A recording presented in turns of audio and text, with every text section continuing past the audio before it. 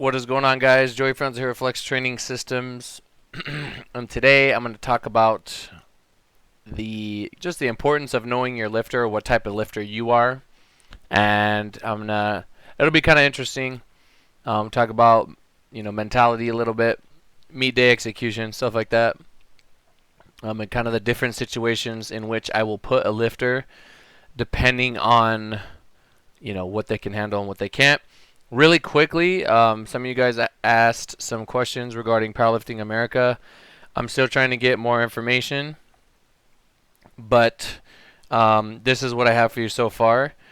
It's real quick. That's why I'm going to throw it in the beginning. There's no qualifying totals for the national in the beginning. That's what I have. If this information changes, I'll let you know. National team selection is not released yet, so the way to go to Worlds, we don't know yet, but it's probably going to be you either have to win nationals or have a really high, or just be the strongest lifter in the nation or something. So again, I'll update you guys on that when information comes out. You don't need to do a local meet before doing the national meet, so I mean that kind of makes sense if there's no qualifying totals for nationals. I'm hearing, I'm hearing that it could be in early April. Super early, like the first through the third, but we'll see. It's the IPF approval list at every level, so whatever's IPF approved, you can use at locals. You cannot compete at a local. You can't do USAPL locally and be a Powerlifting America member, so that is quite unfortunate. So you'd have to choose, which sucks. But I mean, if you want to go to Worlds, there's really no other way. And then the other question I had is who's the Worlds team coach going to be? Because obviously, like if I'm sending people to Worlds, I have to, kind of know them and get to know them and work with them. I don't want to do it because I can't commit to traveling all over the world like that. Because I need to be home at the Flex Command Center operating the business. So yeah, those are the answers to some of your questions that I got so far. If anything changes, I'll let you guys know. Powerlifting America is live. You can sign up. There are some meets on there. But yes, that is that. Okay, so what am I talking about today? The other day I was, I had YouTube on my phone. I was watching the Pat McAfee show, which is like a football podcast. And they were talking about, analytic-based football and is it a bad game plan, right? So I started to think about, like I usually do, started thinking about powerlifting. And then I listened to what they were saying, and they were talking about how some teams will have coaches that strictly, like they 90% of their decisions are made based on like statistics, right? And so if they have like every single, goal line play, every single one that their team has ever done, and what percentage it is, that they'll be successful on the goal line or not, they'll just do something based on stats, and they won't like take into consideration like the personnel that's on the field, what kind of guys they're working with, what's the other team doing, things like that. They're literally just going by stats, like very specific stuff, right? And they'll apply this to like many parts of the game, and a lot of times it won't make sense to people. And I just picked up Chloe, so if you guys hear her, I'm sorry. Maybe Tina can help me. Kid her. But anyway, they just make decisions based on statistics and analytics, and it's not like it's not like kind of more old school where, it's just what you're feeling at the moment, and you're taking everything into consideration and making decisions based on that. So I started thinking about powerlifting, and I started to think about, well, what is the situation where if you went strictly based on analytics, it might come back to bite you, or it probably wouldn't be the best way to do things. And then I started to think about those lifters of mine that compete at a very high level under immense stress and pressure, and have performed really well, right? So some of you guys may or may not know this or have experienced this. Hopefully you don't have to. But missing your opener twice in a meet on squat is probably, I've never done it, but I would imagine it is extremely stressful, right? Because if you miss, like, I mean, everything, I could just tell looking at lifters' faces when they miss two, they're like, oh my God, everything goes on this, right? And they're kind of already screwed because they're so nervous, they're freaking out, they're like, they're just so worried about, you know, bombing out that they just kind of like, it's like destined to happen, you know what I mean? They're just so entrenched in that negative feeling that they end up just forgetting their technique, squatting high, and then they bomb out. So I started to think of some instances where if I had just gone strictly based on analytics, right, or a stat, where would that not have been the best thing? So I would say, and most people would agree, that if a lifter misses their opener and they add weight, more often than not, they're not going to be successful. Meaning, you know, you take your opener, you squat high on it, especially for younger lifters. You add more weight after that, and then you're going to miss, right? For most people, like the common lifter, this is probably very true. Again, I'm kind of painting a picture for this video. Maybe I'm wrong, but that's just what I've seen. I just don't think it's a smart thing to do. Especially if you're a newer lifter, you're not like super competitive. It doesn't really matter. You just want to like get your own personal PRs and not bomb out. It doesn't really make a lot of sense to do that because you're putting more pressure on that person, especially, you know, and then, you know, it depends on their stress threshold. How much pressure can they handle? There have been instances where, for example, if you guys remember 2019 Nationals with Russ is a competitor, and he's not going to like let the outside world stress like affect his ability to execute. We were just having trouble with depth that day, but I said to myself, you know, we did not come here to lose, and like I trust him, and I know that he'll get it done. And there was a little bit of like, you know, it's like my perception versus the judge's perception. Maybe I think he's squatting deep enough, and the judges don't. Maybe there's a lot of spotters on the platform, whatever. But I trusted him, and I said, you know what? I believe in you. I know you can do it. Let's go up. He ends up missing again, but it's still a manageable weight for him. And then we just take it again on his third, and he gets it. It is not an easy thing to do that. I'll give you guys another example. Isaac, at this last Nationals, missed his opener on squat.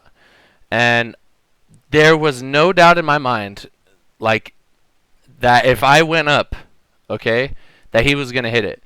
Because I know him. I know how he squats. He was coming in with a bum bench. Like, he's injured on bench. So, like, we got to, like, I would rather just try for something than him walk out of there with just nothing, right? And we went up. Again, this is a lifter that I know very well. This is a lifter that if I tell him to close your eyes and run straight into that wall, he'll do it, right? And I know that he's not going to let his emotions stop him from doing what he needs to do. Whereas if I had a different lifter, maybe me adding weight in that situation was terribly horrible. Like, that was like the worst thing I could have done, and now they're going to screw up, right? But I did that. And he got it, and you know, it was just a moment where it comes with experience. It comes with knowing the type of person you're dealing with, trusting them, and just saying like, I know our preparation, I know what we've done, I know how this person squats, I know they can do it, and then you just do it. You just got to execute. There's gonna come times when your emotions are gonna like mess with you, right? Like, you don't know what attempt you should put in for a lifter, or you're not sure if it should be between two numbers and it's really close, and there's another guy that's trying to edge you, and you're just like, oh man, like, what is the right thing to do? But if you're prepared and you have a history with that lifter and you kind of know their mentality, let me give you guys an example. Mikey at Nationals 2019, it was Mikey, Bryce, Ashton, and Amendola. And Amendola was putting himself in a position where if Mikey misses, we're going to get fourth. And Amendola is going to beat us. I believe that Bryce is going to take whatever he can. Ashton is going to just send it. Full send, doesn't matter what the weight is. It could be 9 million pounds. He's going to try it because he wants to win first. He's not going to get it. At least I have to play for that possibility. That is possible he doesn't. And if he misses, Mikey can be close enough to beat him, right? So you do the math and you figure out, okay, what does, assuming Ashton doesn't have a third deadlift, what does Mikey need a total to beat him? Okay, it's going to be 800 something, 804, whatever. I go to Mikey, I say, do you want this? Mikey says, yes. I don't give a fuck what it is. I just want to hit it. I want to try. I don't care about the pressure. I don't care about nothing. This is my moment. This is what I want. A lot of people, there have been lifters that have been in that same situation. I say, hey, you want to go for this? You want to get this, right? And they say, nope, I don't want that. I just want to be safe. I'm already kind of happy with my PRs. I just want to go 9 for 9. I don't want to try to chase anyone. And that's fine. Everybody's different, right? That's why it's so important on meet day to kind of know your lifter. Um, it's just like the path forward will present itself to you the more that you work with that person and the more experience that you gain. But if you don't know who you're dealing with and you run into one of these situations, it can be terrible because you're going to put them in a stressful situation they're not ready for.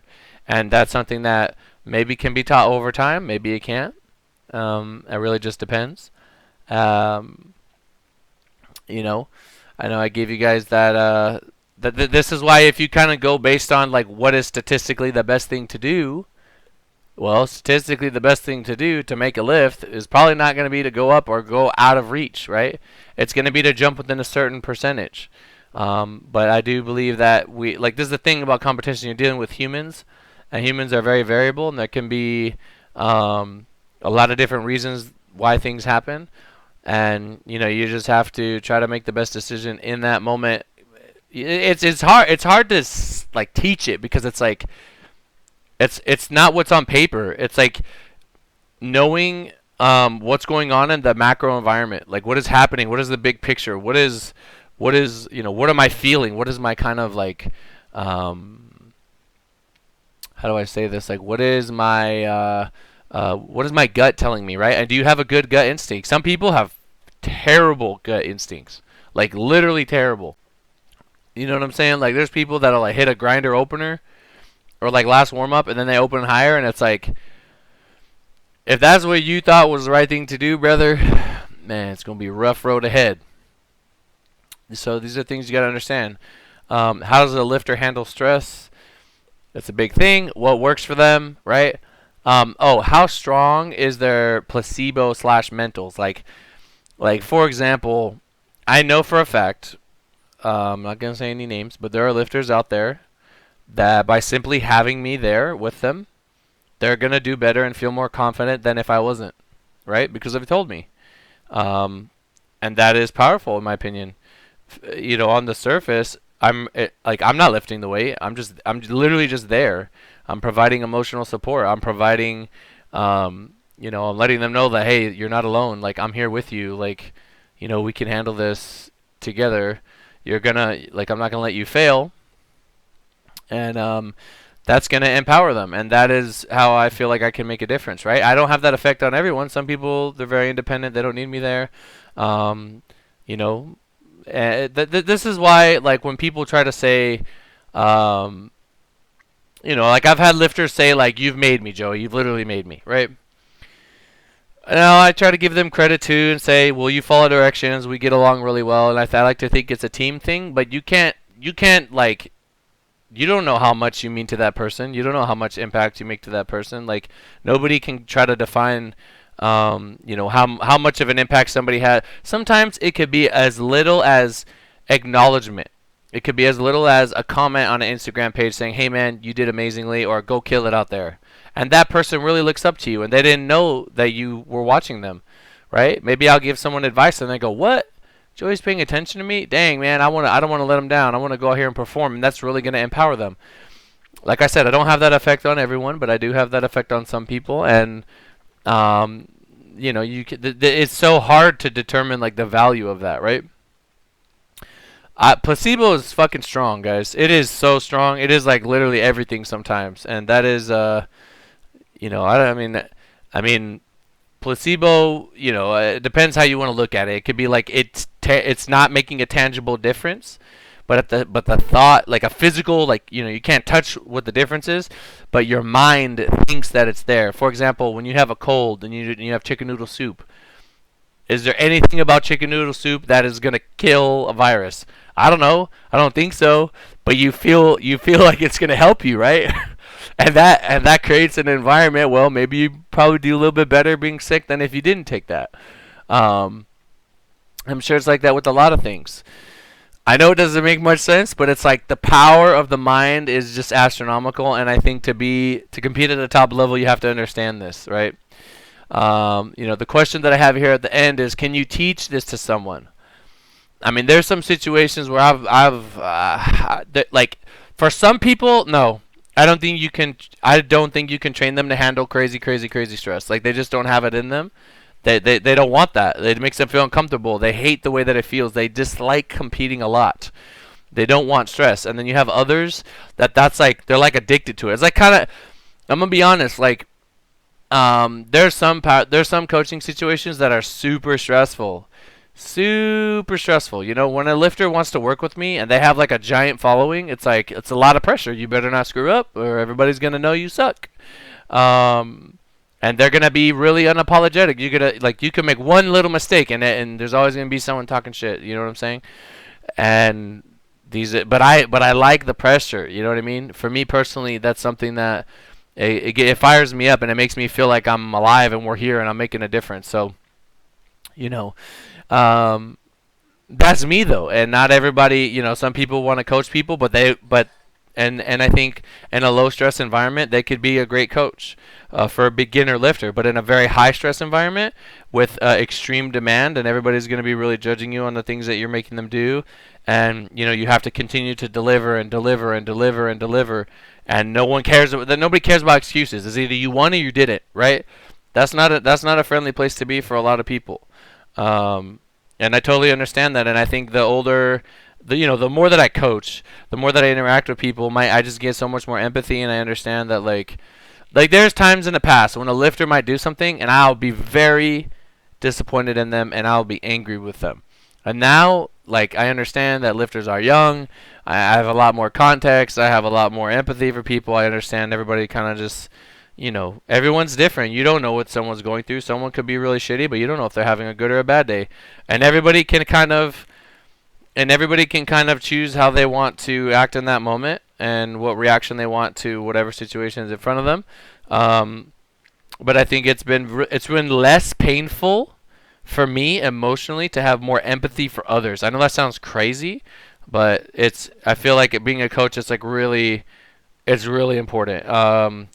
Because everybody, like I said, everybody has their own struggles in life and their things that they're dealing with, and really the summary of this video is just kind of identifying the person you're interacting with, lifting or not, and then just trying to put them in a position to be successful, right? Based on their sort of personality or their strengths or weaknesses, whatever. So, anyway, I hope you guys enjoyed listening to my talk. Let me know in the comments down below if you were able to take something away from it. And what federation do you plan on competing under? If you are unsure and you need more information, that's a fine answer too. I think if you have world aspirations, there's only one option. But who knows? The USAPL is doing a lot of cool stuff, and who knows what they do with their international stuff. So anyway, thank you so much for listening. I'll see you guys in the next one. Happy holidays. It's probably going to be right before Christmas when you hear this. I'll see you guys next week.